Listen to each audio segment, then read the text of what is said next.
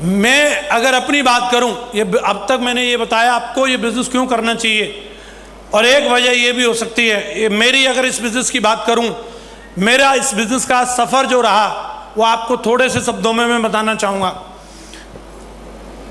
इस बिज़नेस में मैं जैसे आपको बताया 3 सितंबर 2004 को मैंने बिज़नेस को ज्वाइन किया था। जो मेरी पिछले 19 साल 20 साल की जो जर्नी रही है, इस जर्नी को अगर मैं आपको बताऊं, एकदम से सारी चीज़ें नहीं आती। अभी वाली ये चीज़ देख करके तो आदमी लट्टू हो जाते हैं, वाह लाखों में दीवाने तेरे, वाह मज़ा आ रहा है। लेकिन भाई साहब शुरुआत कहाँ से हुई थी, समझ आ रहा नहीं आ रहा? तो ये जो जर्नी है, शुरुआत में मैंने 2 महीने काम करके इस बिज़नेस से नोकिया 1100 मोबाइल लिया था। उस टाइम पे ये भी बड़ी बात थी, मेरे गांव में प्रधान जी के पास भी नहीं था तब जब मैंने फ़ोन लिया था। जब फ़ोन लिया था आपने देखा होगा, इस फ़ोन में यहाँ पे एक सुराख रहता था। काहे के लिए होता था? ये डोरी डाल के ऐसे गले में लटका के रखते थे, इसके लिए कि मेरे पास फ़ोन है।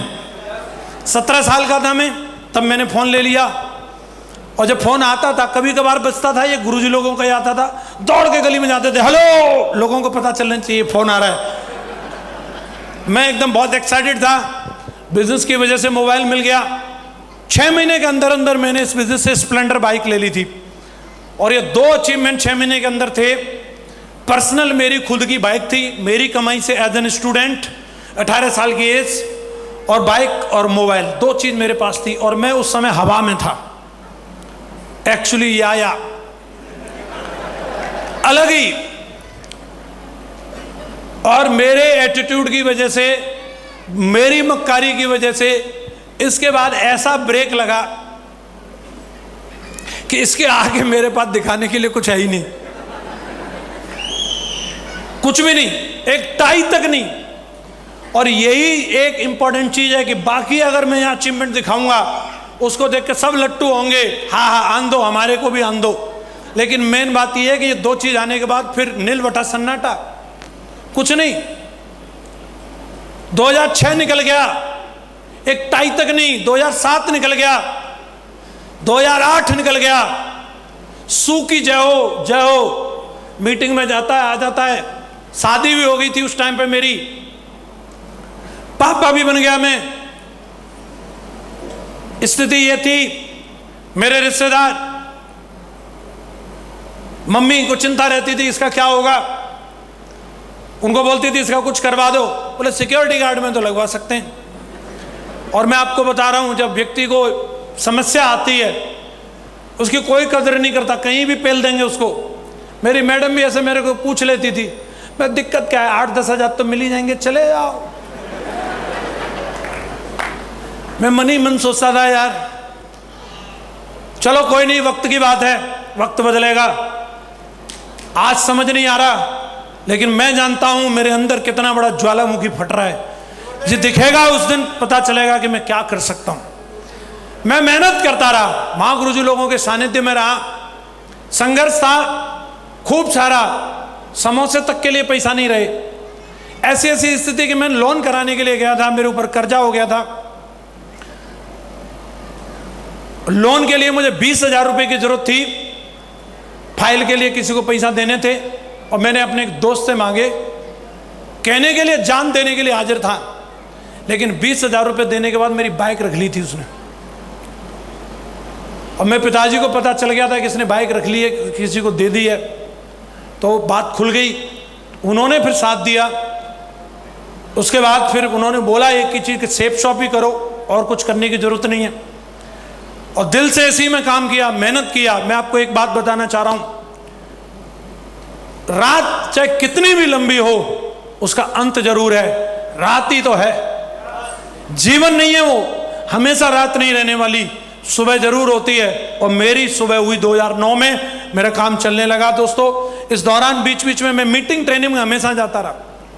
ऐसा कभी नहीं हुआ कि मेरे पास पैसा नहीं थे तो मैं मीटिंग में नहीं जाऊं। 2007 में भी गया, कपड़े नहीं थे, ये फौजी साहब के कपड़े पहने मैंने, इनके यही लंबे आदमी थे और एक मैं था। आपको हंसी आ रही है, लेकिन कभी जिंदगी में मांग के कपड़े पहनने पड़े हों तब पता चलेगा। मैंने मांग के कपड़े पहने थे। तो ये, और उस समय मैं किसी अप्लायंस से कंप्लेंट नहीं कर रहा था, मैं छाती नहीं पीट रहा था कंपनी में जाकर के कि मेरा काम क्यों नहीं चल रहा है।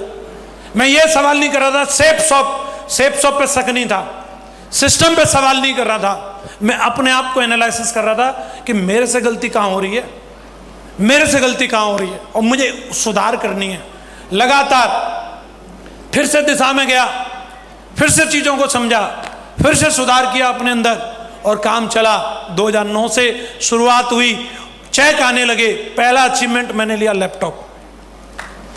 कपड़े ठीक ठाक नहीं थे उस टाइम पे, जरूरी था मैं कपड़े ले लेता, लेकिन मैंने कपड़े नहीं लिए। मैं जान चुका था बिजनेस को बढ़ाने के लिए टूल्स की जरूरत है, लोगों को वीडियो दिखाने के लिए लैपटॉप चाहिए। लैपटॉप लिया कॉम्पैक्ट का, काम इतना धुआंधार किया, बिल्कुल वनवास लेकर के काम किया। काम चल पड़ा था, लोग आ चुके थे। मैंने कभी भी इफ नो बट नहीं किया, कहीं भी जाना पड़े, क्योंकि बमुश्किल से तो टीम मिली है और इस टीम को मैं जाने नहीं दूंगा। एक एक व्यक्ति को संतुष्ट करने के लिए, उसको सपोर्ट सहयोग करने के लिए मुझे चाहे 2000 किलोमीटर दूर जाना पड़े, मैं कभी ये नहीं पूछता था कितनी दूर आना है, बस मैं पहुंच जाता था। और उसका रिवार्ड ये मिला, 2010 में मेरे पास कार आ गई, मेरी पर्सनल कार, एसी कार। उस टाइम पे ये भी बड़ी बात थी। और ये गाड़ी ली, ये भाड़े के लिए नहीं थी, बारात ढोने के लिए नहीं थी, ये मेरे लिए थी, सेफ शॉप की वजह से। जब ये कार मेरे पास आई, मेरे लिए इतना बड़ा सुकून था। मेरे कपड़े सामान सब इसी में रहता था और कभी परवाह नहीं करता था, रूम नहीं है, रुकने की जगह नहीं, कहीं भी ढाबे पे लगाया और आराम से सो गया।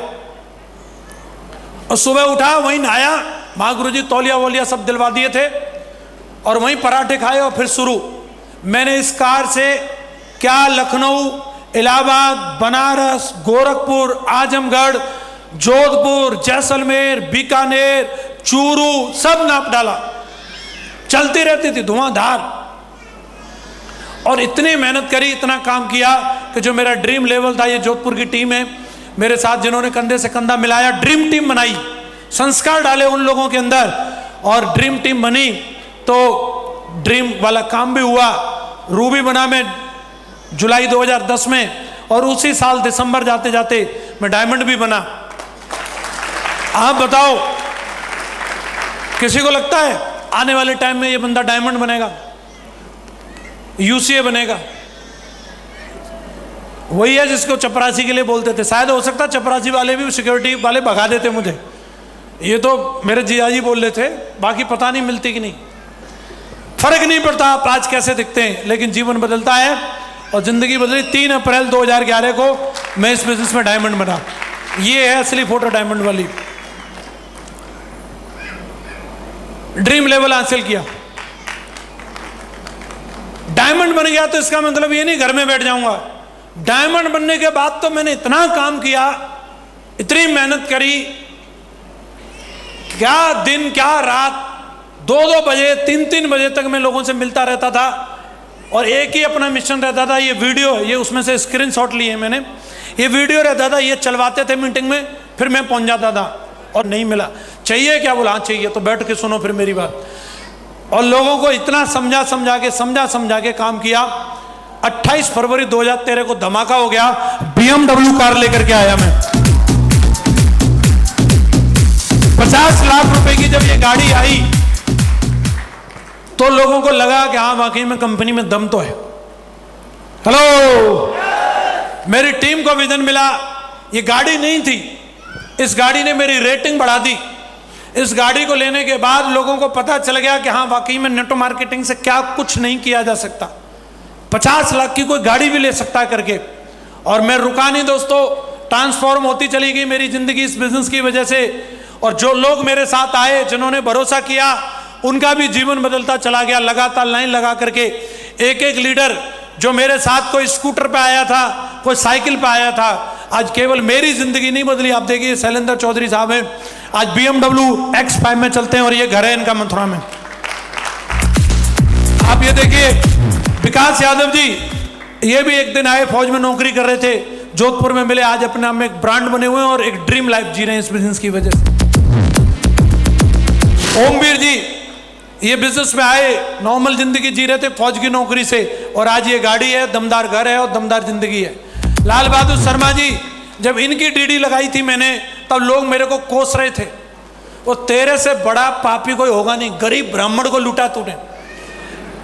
इनके पास खाने तक के पैसा नहीं थे, मैंने इनसे डीडी निकाली, रैम नहीं किया, इसीलिए आज फॉर्च्यूनर कार में चलते हैं, दमदार कोठी, दमदार जिंदगी जी रहे। कृष्णपाल चौधरी जी राशन डीलर हुआ करते थे और आज एक ग्रेटर नोएडा के अंदर सिग्मा 3 में दमदार कोठी है, जगवार गाड़ी में चलते हैं और एक ड्रीम लाइफ जी रहे हैं आज इस बिजनेस। और यहीं बैठे हैं रणवीर सर, भर्ती हुए थे तब ऐसे थे और अभी ऐसे हो गए सेठ जी।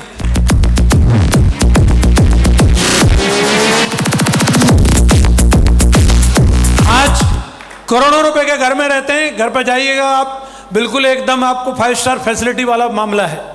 तो जिंदगी मेरे साथ साथ जो लोग आए उनका भी जीवन बदल रहा है और लगातार लोगों के जीवन में परिवर्तन आ रहे हैं। मैं अगर अपनी सक्सेस जर्नी को देखूं, आप हिसाब लगाना, इन 20 सालों में सेप सॉप करने के बाद अगर आपको ये सब मिले तो आपको काम करना चाहिए कि नहीं करना चाहिए। एक एक हफ्ते का 7 लाख, एक एक महीने में 20 लाख, एक एक हफ्ते में 19,82,000,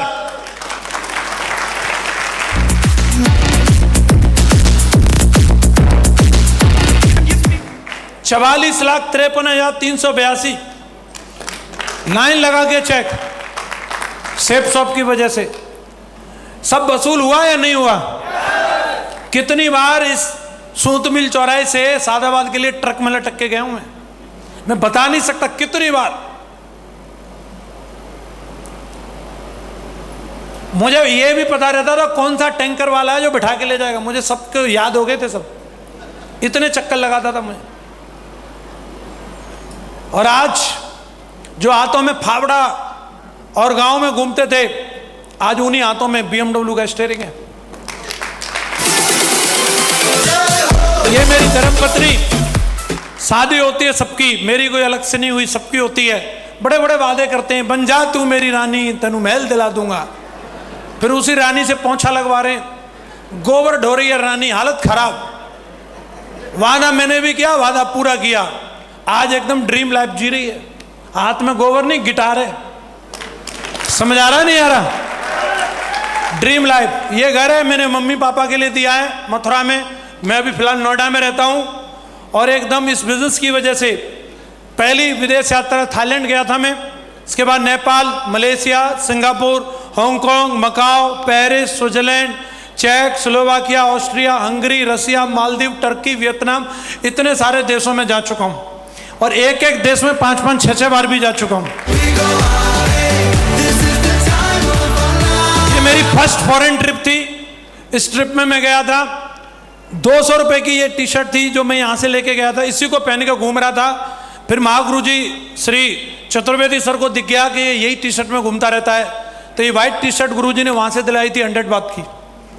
ये हालत थी मेरी पहली फॉरेन ट्रिप पे।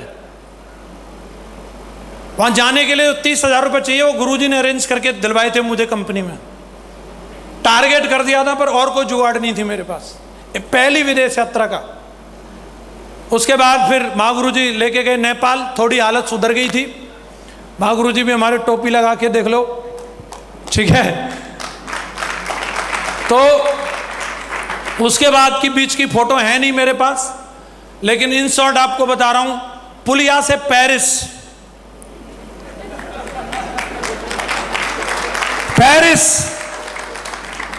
में एफिल टावर के सामने रेड फरारी, अंग्रेज पूछ रहा आपको चलानी आती है फरारी, इसका दूसरे साइड में स्टीयरिंग रहती है यूरोपियन गाड़ी की। मैंने कहा जो आदमी गांव का ट्रैक्टर चला सकता है वो कोई भी गाड़ी चला सकता है, तू दे हम चलाएंगे। धुआंधार उड़ा दी, मीटर तान के पों पों। मैं बता रहा हूं लोग मर जाते हैं, जीवित फरारी देखी नहीं होगी, सफारी नहीं बोला, फरारी। समझ आ रहा है? स्विट्जरलैंड, और मेहरिया भी संग रहती है, मस्त जिंदगी जी रही है। देखो बुलेट ट्रेन में घूम रही है, रसिया में खड़ी है। एक ही काम रह गया इसका, बड़े बड़े सेलिब्रिटीज को फॉलो करती है और ढूंढती रहती है कि कौन सी स्टाइल में फोटो खिंचानी है, स्टाइल बनाती रहती है बस। ये एक समय था 100 रुपए की टी शर्ट और आज का समय, मैडम ने जो ड्रेस पहनी है ये ब्लैक एंड व्हाइट, 80,000 रुपए की महागुरु जी ने दिलवाई थी रिप्ले की।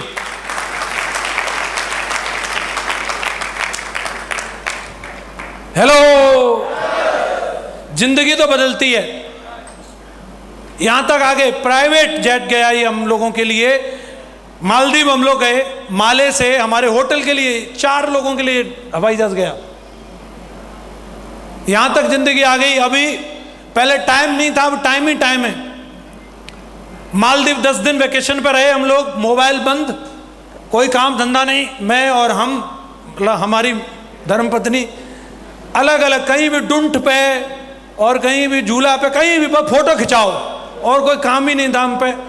नई नई ड्रेस पहननी है, पानी में, स्विमिंग पूल में, किधर भी दे फोटो खींच, मेरी फोटो मीटर तान। और वहां से मैडम उंगली कर रही, देखो उधर टर्की है। मैंने कहा अच्छा ठीक है, चलेंगे। अभी आते तुरंत वहां से सीधे टर्की की फ्लाइट ली और देखो इस्तांबुल पहुंच गए। और मैंने बताया बस एक ही काम है, पोज बनाना है बस।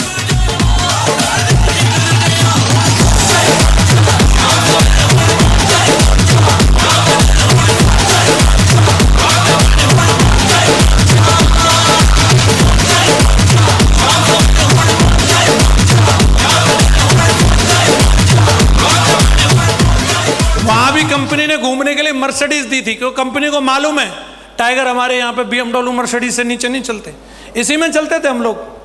कापाडोशिया में गए हम लोग, अभी देख रहे हो ना, जारा, अरमानी, साला मीटर तना हुआ है। 23,000 की टी शर्ट है जो मैंने पहन रखी है। ये सही है जुगाड़? हेलो, आवाज आ रही है? आनी चाहिए। वहां पे हम सबसे महंगे होटल में रुके थे, कापाडोशिया के सबसे महंगे होटल में। हमारी बालकोनी से ये सुबह 5 बजे का दृश्य था। इस दृश्य को देखने के लिए बड़े बड़े सेलिब्रिटीज का सपना होता है। ये बैलून उड़ रहे हैं पीछे और हम लोग अपने रूम के बाहर खड़े थे। ये कंप्यूटर से बनाई हुई फोटो नहीं है, ये रियल है, इसे हम जी के आए। फिर वहां से आने के बाद वियतनाम, बीच में थाईलैंड भी गया। मैं डाली नहीं फोटो, बहुत ज़्यादा है, पक जाओगे आप लोग। महागुरु जी लोगों का साथ रहता है, सेलिब्रिटियों की तरह जिंदगी है। एक झलक दिखा, थोड़ा इसको आवाज़ देना, क्या फीलिंग है, राजा महाराजाओं की तरह। सही है जुगाड़? बस तो और क्या है, यही बता रहा था मैं। जब तक आप खुद को पसंद नहीं करेंगे तब तक दुनिया आपको पसंद नहीं करेगी। किसी को नहीं लगेगा कि आप डायमंड हैं, आपको लगना चाहिए मैं डायमंड हूं। हेलो, मुझे देख के नहीं लगता था किसी को, लेकिन मुझे लगता था। आप में से किस किस को लगता है कि मैं डायमंड हूं?